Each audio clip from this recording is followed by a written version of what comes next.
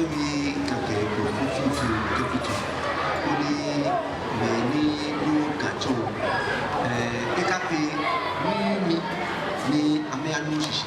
so I say that I will combine the language to enable those who don't really understand GaDa to have better understanding of some of the terms I will use in this small significance of Homowo.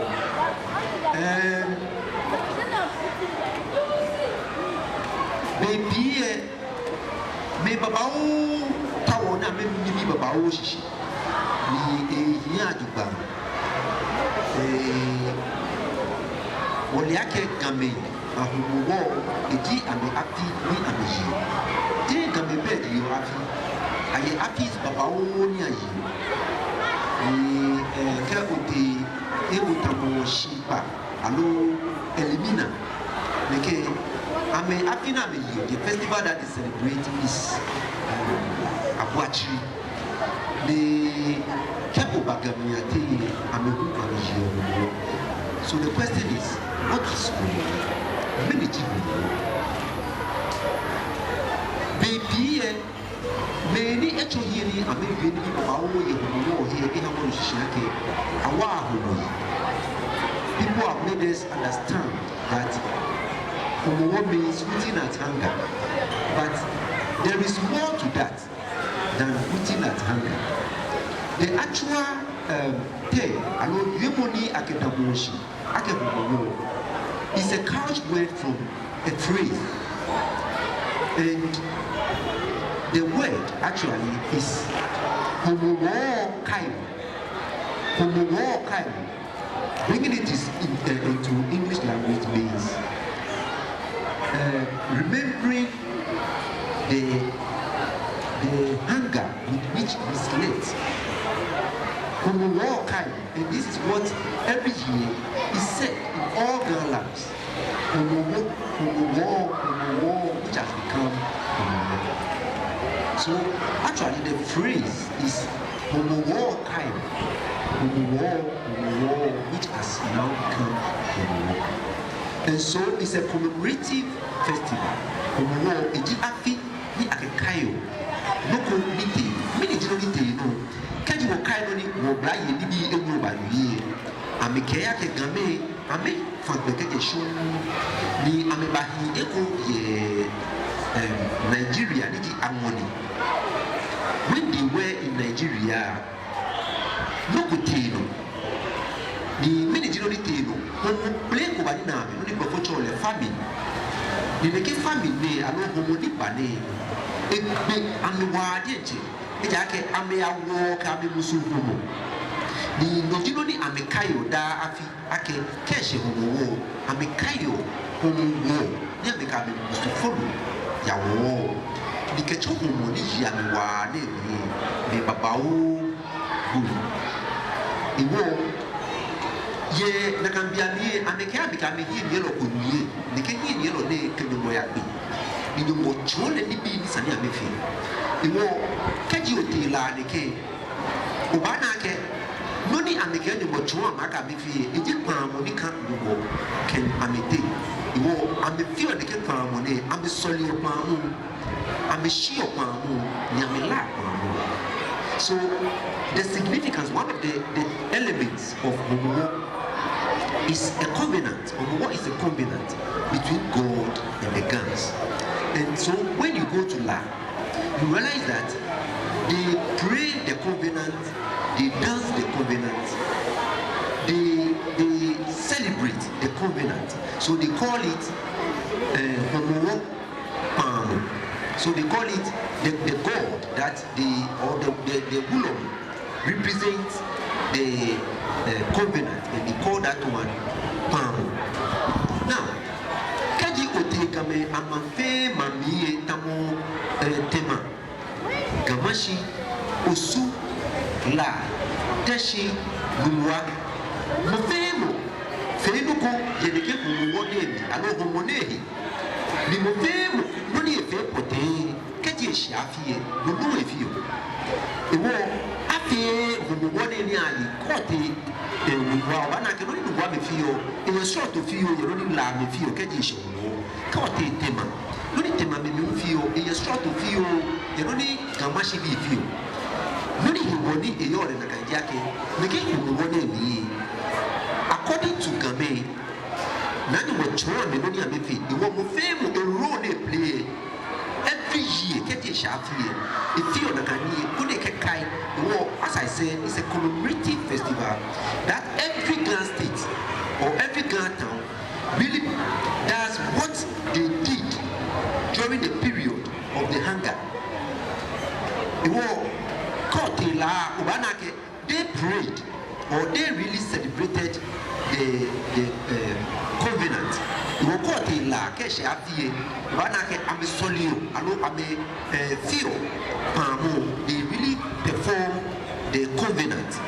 Keji oteluwa bemi ni ake homo achwa make amawo abele yiku ni amete na amawole abele ame ka abele ba ni ka abele no ba choni ni gameji iwo keshe afie dane ame no ameya na mawo abele wo ko te wo banake amawo abele na me ke kayo abele bomu ke ote gamashi bemi ni aha ma ni ehwe ni ake mo ni nya me yi ni eshima me ni eshi ame e kokoi e ke fugo ni e ma fi oni ehwe edu ni soli wo ko te gamashi kabashi me ni ame bu ma me ke ma ni na me ke kayo na ke bemi ni eshi ame neke nuwo de ni bia me yi e mo de bi e ke bi ne la ese wo ka ba shi me ne ko ti la amela na kai la mi de fi no ne fi wa na ka mu lo mo yi o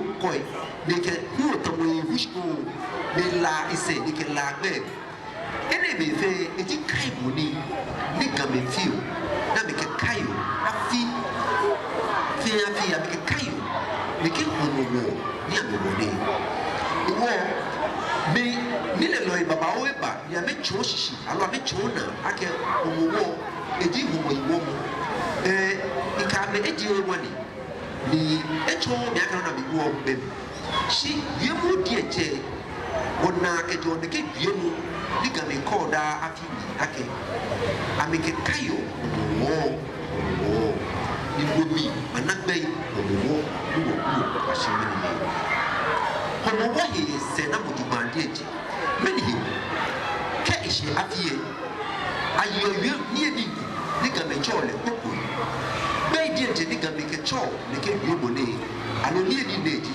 ko many ji ko many we ya yo Homowo ye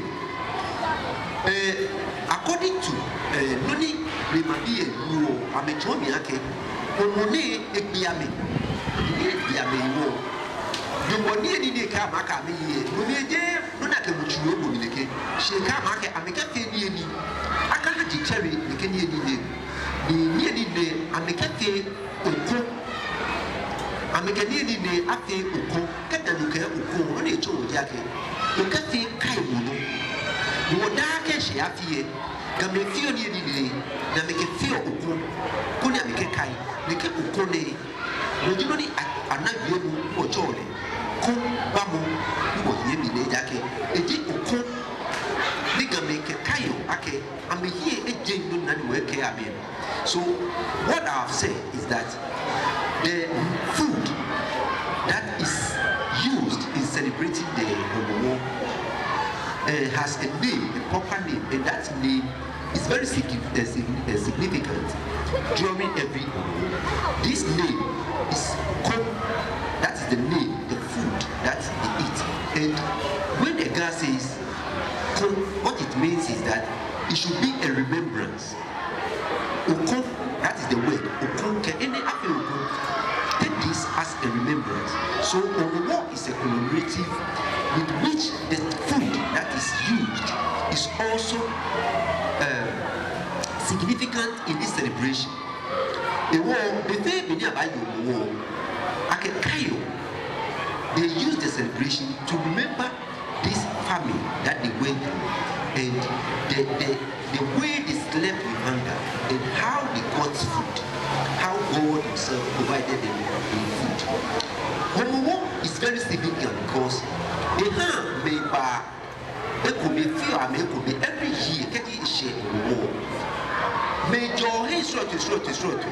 Yami bashia ni ameka meba. Cho ake nani we kwali. Ni hame wala. Yami wala minunu. Iwo mefeba it could be, and they come to celebrate together. So every year, wherever girls are, they come home. So Homowo is a form of homecoming, where people come to their families, and through that they also know other people who belong to the family. Well, that case Homowo, they actually through the Homowo. Kedi Adjei Homowo ni asoli makeni bife ye koti la neke ashiopan. And as I've said, the prayer of the church, of the Homowo itself, is a covenant. So the Homowo prayer is called Symbolism, meaning praying of the covenant. The song is called Lala, which means the songs of the prayer. Now, they also have a group who really helps the priest who does the prayer. This group is called Amlakui. They believe that they were given laws to guide them during this prayer. And these laws are called Mlai or Mlakui. And those that the Mlakui were entrusted to are called Mlakui Adjei. And up to now, when you go to La, they have Amlakui Adjei, which signifies the people who were entrusted with the laws to guide the prayer. The war keshe wo fe wo gami ado la me no me ni ehia am solio neke solio de agbede am ye miko na me ji na chole fami a chole ke mi ne la fami. This la fami is a drum on that is the only day that the drum is beating. It is not beating any other day, and it is even not brought out any other day apart from that very day, because it signifies the Homowo itself, and it reminds the girls that they really went through a hectic time. And we walk at this after I can make like Mamine Gio, na Gio, na Kayo, Mamite, Homowo Yamina, we became Homole, you will pet Timoni, but Namina, Yaminani. There were many Adjei, This drum has certain language that is, beating on the drum, and it only signifies how the girls had the footprints of God as God was approaching them. What they heard, that God, how the feet of God, the steps that God was taking, was sounding, is what is represented every year on that particular night. The war, Game, maybe straight to it, then they can't go in the Mushikehan. Can you take Luwade came Banake, Luwade made Gio, Warriors, the Jackie, Amabashi, Bolash, and Gashipone, Chuchu, near Medimini, Amedunibi, ni Amekechua Keshipone, or Washipone. In the war, any Amedu Amete, Kenkley, and Yacho Debit. Keti Shejeme, I'm a field, Kusukuna Johnny, Jente Bishop. I'm a make a shot. Leave cafe, like a billion away. I'm a ham, or Keke, to sell one I can make you, I'm a saying Gamashi. And Jack and Gamashi be Jimmy Bute, Niji, Natural night. The Ayadu, when I become a jolly, Lamba, non abbiamo le lamba, te niacho, lamba. Adu ne ketene ye anai, game anai. Ni ne ketene ye kao ya nieja. Ni ami wana mungu ye jeme la mungu ye jeme. Jeme adu ne ketene. Iwo amedi meli jiye ni. Iwo ka okwa bona ye omo me ni batuchu jibu wa me. amameba chikmo kenkle eke meni biese di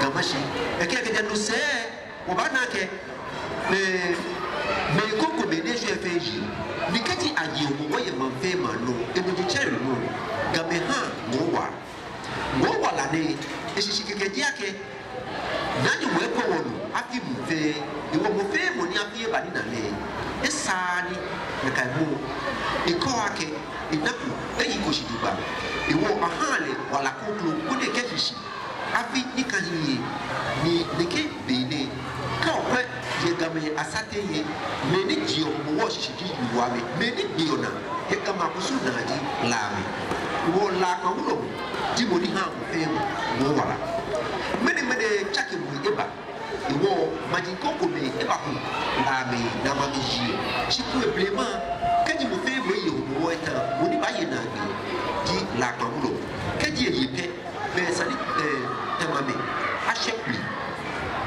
ple fata ho wo yi ple usun kotloni ko wo aketan show la ke payi shi ple di game akusun fe ni cho aki bu fe ni iwo kaji akbina ake ple mo wo yi fe na iwo kaji a shepli pe ni cho na ke ko wo afie e bana bi ka ba je mo wo shishi a shop ni ko ake ple mo fe na iwo ni ke ma je ma ni bi le ayi yan ni ta mo ni cho ye bi mo wo e ko agame fe ana agbede loko huni na wa isa ko fe mo ade yake game na hebo ke yake ameke do boke amake kaji nyeno ni game bo di bemini akeyo woni di manyawali.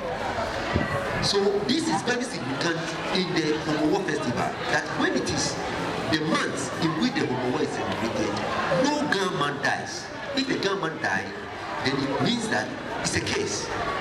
The war kaji gadu boy afi ya la hani afule tamloko ba ejake gambe hebo ke yi jake that person has died in the month when the gunman shouldn't die.